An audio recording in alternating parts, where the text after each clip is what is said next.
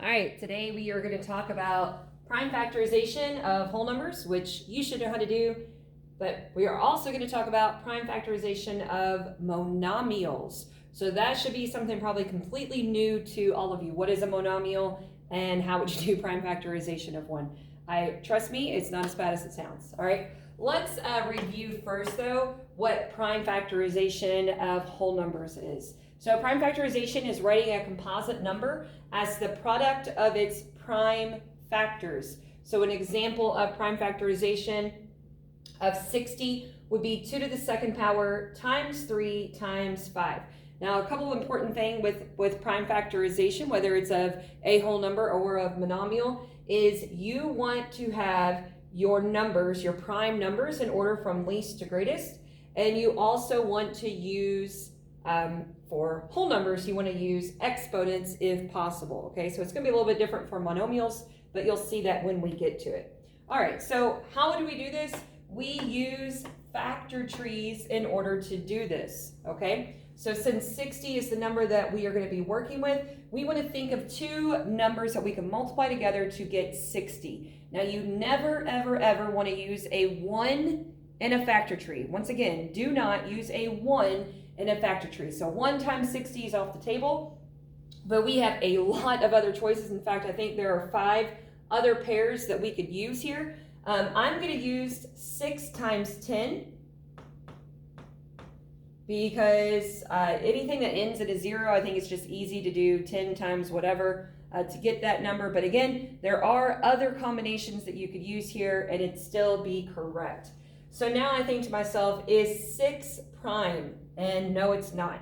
So 6 is going to have a tree off of it. Is 10 prime? No, it is not. So it's going to have a tree off of it as well. All right, so focusing on my 6 now. 6 is 2 times 3.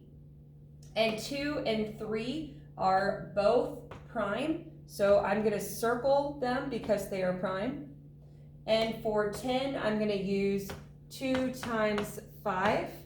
And 2 and 5 are also prime. So again, I am going to circle them. Now circling helps because, well, two reasons why. First, when I circle it, that's kind of like a stop sign, like nope, no more tree off of any of those numbers. And the other thing it does is it kind of makes it stand out in the problem. So it makes it easier for when I write my numbers in my list. So again, when I'm writing my numbers, I want to make sure that I write these numbers from least to greatest. So 2 times 2 times 3 times 5. And then the last thing that we do is we make sure that any number that's repeated gets written with an exponent. So the 2 is what I'm using. That's going to be my base. I have 2 of them. So the 2 is going to be my exponent. Times 3 times 5. And there we have our prime factorization. As far as these multiplication symbols go, I don't care if you use the multiplication symbol or if you prefer to use the dot for the multiplication. You'll probably see me use the regular multiplication symbol when we are just using numbers. However, when we get to monomials, I definitely am going to be using that dot. All right, let's try some more with just regular numbers before we get into monomials.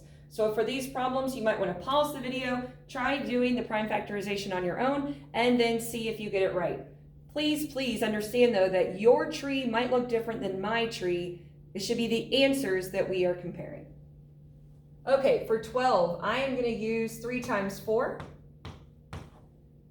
3 is prime, so I'm going to circle it, but 4 is not. 4 is going to be 2 times 2. Now again, you could have used 6 times 2. You maybe did put the 4 over here and the 3 over there. So our trees might look a little bit different, but we should end up with these same 3 factors. 2 times 2 times 3. Sometimes I like to check 2 times 2 is 4. 4 times 3 is 12. Just check to make sure that I am correct. And there it is, 2 to the second power times 3. All right, let's write the prime factorization of 45. So again, you might want to pause the video, try it, and then see how you did. So for 45, I'm going to use 9 times 5. 9 is not prime, but 5 is, so I'm going to circle that. 9 is 3 times 3. both of those are prime. So I ended up with 3 times 3 times 5. So 3 to the second power times 5. That's 9 times 5. Just double checking my answer there. How about 64? 64. Whenever I think of 64, I think about 8 times 8. Nice thing about using 8 times 8 is both sides of my tree can look exactly the same. So I'm really going to only be doing half of the work. 8 would be 4 times 2.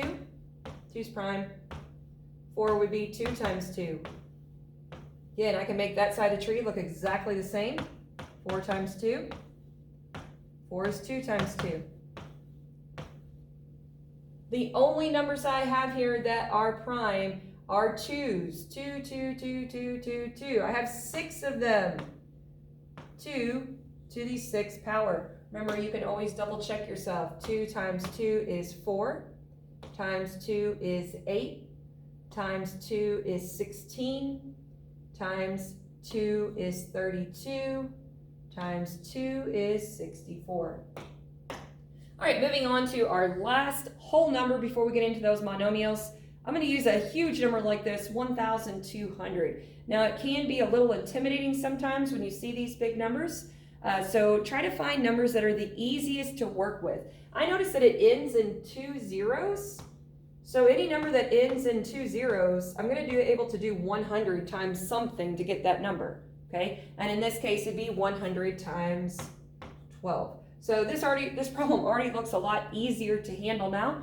I know that 100 is not prime. For 100, I'm going to use 10 times 10.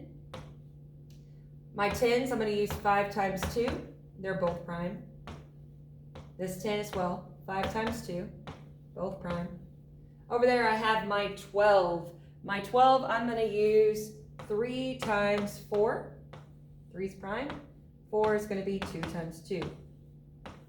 All right, be very careful. When we have a big number like this, that means we're going to have lots of prime factors. Make sure you have them all. So starting with my 2's, I have 1, 2, 3, 4. 2 to the 4th power. Times, I have 1, 3. Times 5 to the 2nd power. Okay, times 5 to the 2nd power. All right, here we go. We're ready to start talking about monomials. So first off, what is a monomial? Well, actually, you've worked with monomials before. You just didn't know they were called monomials because a number is a monomial. So the number 7, that's a monomial. A variable is a monomial. So the variable m, which is one of my favorite variables, you guys know that. That's a monomial. Or the product of a number and one or more variables. So these are also considered monomials.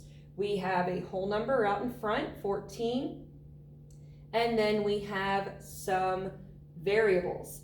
A lot of times you will see variables have exponents in a monomial, like a, x, y, and z. But you may not see the exponent. Now, I think we've talked about this before. Even if you do not see the exponent, like on B, I don't see an exponent, but there really is one there.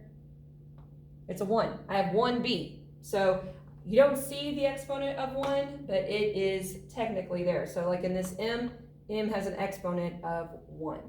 Okay? All right. So doing the prime factorization of a monomial is very easy, actually. We're going to start off with a pretty simple monomial, 6ab. Now, first, focus on just your whole number, your 6. Okay?